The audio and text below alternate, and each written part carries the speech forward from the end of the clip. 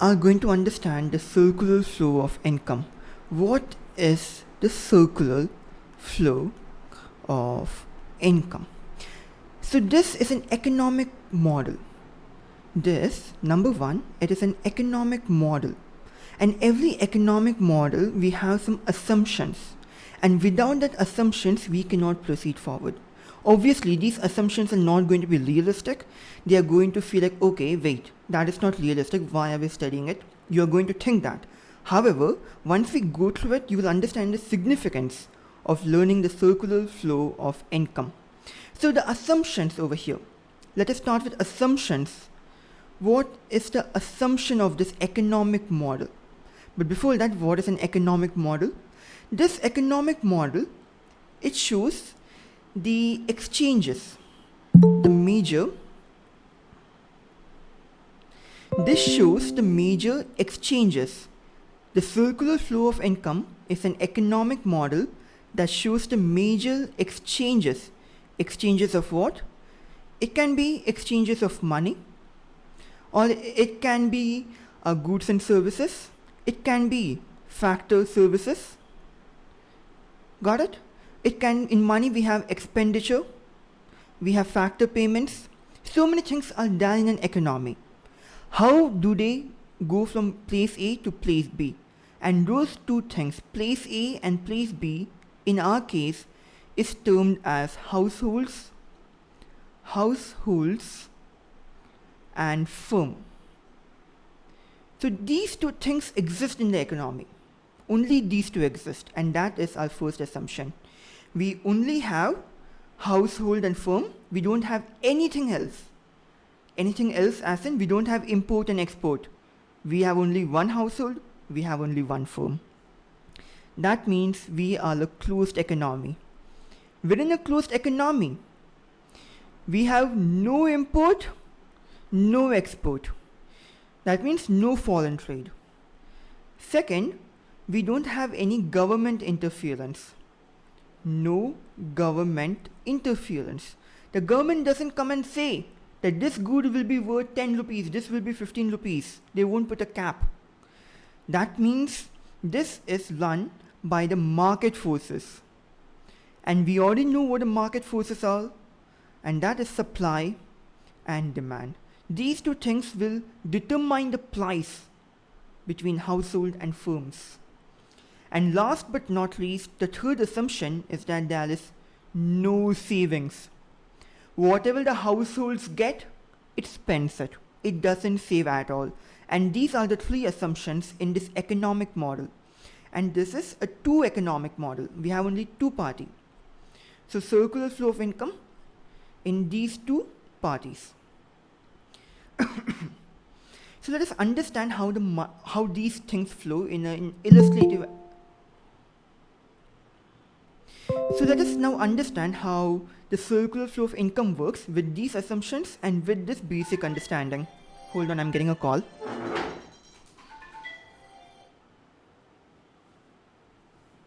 Yep, never mind, I'm back, sorry for that. So how does this all happen? In exam, this is for your concept. Now in exam, let us understand what they are going to ask you. We have three phases. In this economic model, we have three phases. Number one is called production. Number two, we have income. And number three, we have expenditure. This cycle to us is like the rain cycle for science students. This is a cycle. It's never ending. We do not know when it started. We do not know when it will end. Why? Because production happens always. And why does it happen? Because humans have needs. Humans have wants. When humans have this, they want to satisfy it. And if they want to satisfy it, production will happen. If production happens, income will happen. If income happens, expenditure will happen. If expenditure happens, then again production will happen. Right? Expenditure is happening, more and more people are buying it. So the firms will start making more and more of that same thing. And this is a never-ending cycle. We can call this as cause and consequences. Cause and consequences. We had a cause, we had needs, we had wants. Consequences, production. If production happened, income happened. If income happened, expenditure happened.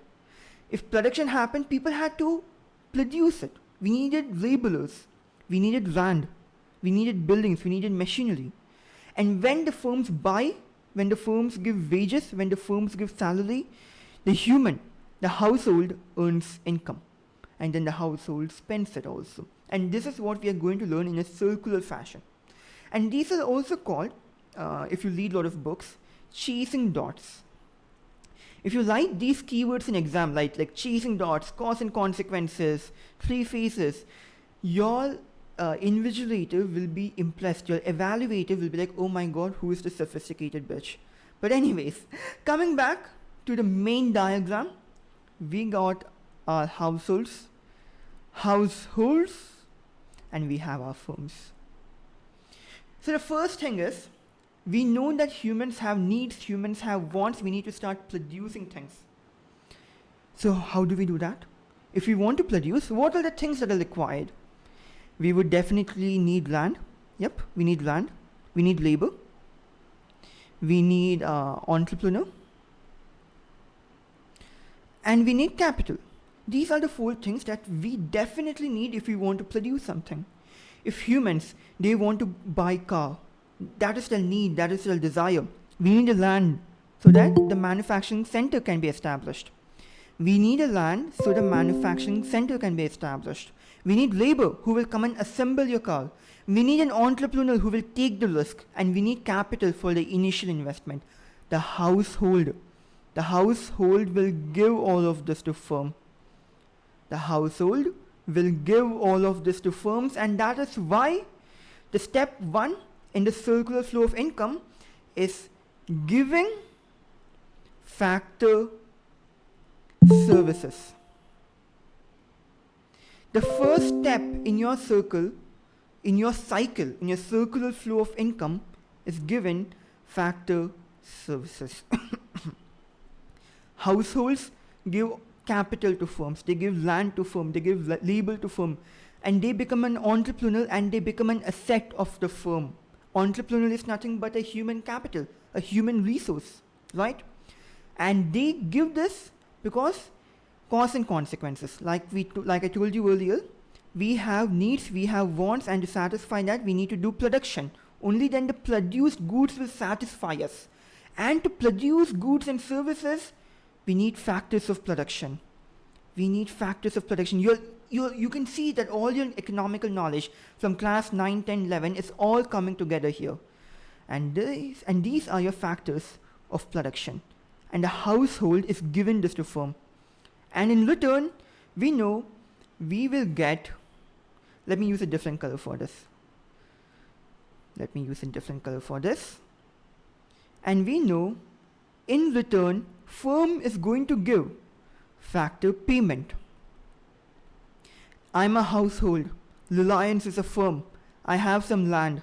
I'm giving that to a Reliance. I have land. I'm giving that to Reliance. Reliance will give me rent. I am an entrepreneur. I work for Reliance. I am maybe a shareholder. I will get profit. I give capital. I buy a debenture of Reliance. I will get interest from Reliance. I'm a labor. I work for Reliance. I will get wages or salary from Reliance. What are these? Factor payment. So we give factor services to firms and firms give us factor payment.